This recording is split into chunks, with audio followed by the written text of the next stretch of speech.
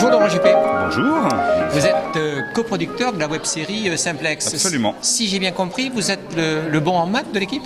Alors voilà, c'est un petit peu comme ça. Je suis le fort en sciences, le bon en maths. Voilà. Moi, maths, ça au baccalauréat. au bac.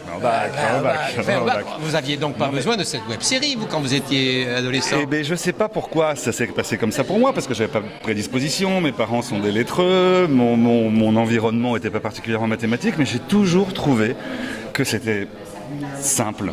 Simplex, non simple, quand on y faisait attention un petit peu, d'une part, d'autre part que c'était la matière qui demandait le moins de boulot, finalement, parce que l'histoire géo, les langues, la SVT presque, toutes ces matières-là étaient chronophages à un point que j'ai à peine pu les réviser, et les maths, ça allait, donc Simplex, c'est aussi pour se battre contre cette idée reçue que les maths c'est nul, que vos parents vous mettent dans la tête, que la société vous met dans la tête depuis le début, parce que quand vous êtes bon en maths, les autres vous regardent comme un énergumène dans la cour de récré. Anormal, quoi. Anormal, oui. Voilà, exactement, parce qu'on vous dit laisse tomber les maths, tu n'y arriveras jamais, voilà. Et c'est pas vrai. Voilà, donc Simplex, c'était aussi fait pour ça.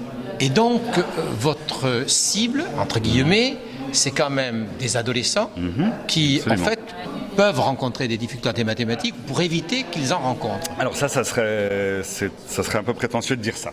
Non, la cible sont des adolescents auxquels on va dire regarde juste ça, regarde 5 minutes d'un épisode de Simplex et dis-toi que finalement ça peut te permettre d'appréhender le monde de façon différente. Ça peut te permettre de résoudre des problèmes parce qu'on va aller dépenser son argent de poche parce que c'est les soldes, parce qu'on va avoir des équipes à monter pour faire un jeu et qu'il ne faut pas qu'il y ait 3 membres de la même famille dans une équipe et qu'ils ne soient pas tous assis à côté les uns des autres, etc. Donc c'est pour juste se dire les maths, c'est pas que quelque chose d'abstrait qui est très loin de toi, c'est aussi quelque chose qui peut te servir dans la vie. D'ailleurs, tu t'en sers tous les jours parce que quand tu as 50 € et que tu achètes des Nike à 35 €, ça se peut pas, ça, mais c'est pas grave, et bien il t'en reste 15. Et puis voilà. Donc les maths, c'est aussi quelque chose. C'est juste pour mettre une petite étincelle en se disant ah bah tiens, finalement, effectivement, ça peut servir à quelque chose. Alors on revient à l'essence des mathématiques, tel que le dit Cédric Villani, traiter des problèmes simples. Oui. Absolument, traiter des problèmes simples. Hein. Les mathématiques sont au monde réel ce que le solfège est à la musique.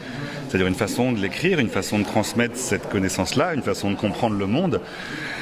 Tout le monde ne parle pas anglais, tout le monde ne parle pas français, tout le monde ne parle pas chinois, mais tout le monde parle solfège ou tout le monde parle mathématiques, pour peu qu'on fasse l'effort d'apprendre un petit peu ce langage. Mais c'est un langage universel qui appartient à l'humanité tout entière. Alors j'ai cru comprendre que vous aviez des adolescents à la maison.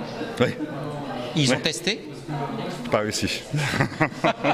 Si, c'est plutôt des scientifiques, pas des grands travailleurs, mais plutôt une approche scientifique, oui. Vous avez déjà des échos d'adolescents qui ont regardé cette web-série? Non, pas du tout. Ça s'est lancé aujourd'hui, là. C'est en lancement. Ça vous intéresse de savoir, je suppose? Ah bah ouais. Moi, le rêve, ça serait que ça franchisse les portes de l'école. Je sais bien que je parle à un professeur, proviseur, donc c'est pas facile d'introduire des outils comme cela dans l'école. Mais ça serait super pour moi, voilà, il y a un autre exemple illustre qui s'appelle C'est pas sorcier, qui lui a réussi à passer les portes de l'école. Et il y a eu une prise dans la société française qui est absolument géniale. Parce que C'est pas sorcier, on ne regardait pas à la télé. Ça faisait pas beaucoup d'audience. On regardait les DVD, on regardait dans ses classes. Et voilà, ça serait génial de pouvoir pénétrer le monde de l'école comme ça. Pour pénétrer le monde de l'école, il faut que ce soit présent hors de l'école et que les enseignants se préoccupent de ce qui se fait hors de l'école, avec un intérêt pour ce qu'ils vont faire dans l'école. C'est vrai. C'est vrai que c'est super compliqué. Donc peut-être que vous pouvez avoir un espoir. Je peux avoir un espoir. Je ne suis pas prof. C'est vrai que c'est super compliqué. Il y a un tas de contraintes. Il y a d'autres matières. Il y a un emploi du temps. Il y a des choses. Je suis d'accord avec vous. C'est un autre outil. Et il y en a déjà tellement pléthore que le mieux est l'ennemi du bien, peut-être. Le fait que France TV Éducation s'en soit saisi, c'est peut-être un plus. Oui, absolument. Absolument. Je connais assez peu les connexions qu'il peut y avoir entre France Télé Éducation et Éducation nationale, mais ça peut pas nuire en tout cas. Merci beaucoup, Laurent. Mais je vous en prie. Merci à vous.